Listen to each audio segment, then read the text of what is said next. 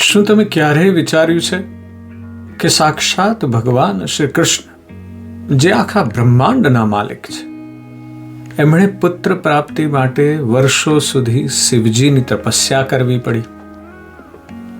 આ કેવો વિરોધાભાસ છે જે આપણી શ્રદ્ધાને હચમચાવી દે છે. પણ વ્યાસજી પંચમ સ્કંદના પ્રથમ અધ્યાયમાં આનું અદ્ભુત રહસ્ય ખોલે છે. વ્યાસજી કહે છે કે જ્યારે પરબ્રહ્મ મનુષ્યનો દેહ ધારણ કરે છે ત્યારે તેઓ એક શરીરના ધર્મોથી બંધાઈ જાય છે.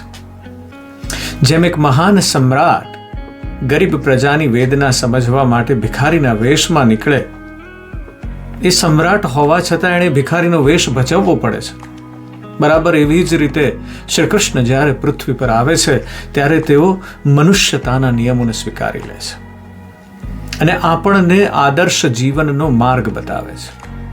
જો સાક્ષાત ભગવાન પણ માયાના પ્રભાવને માન આપતા હોય તો આપણે આપણા અહંકારને કેમ પકડી રાખીએ છીએ? મુક્તિનો માર્ગ શક્તિમાં નહીં પણ શરણાગતિમાં છે.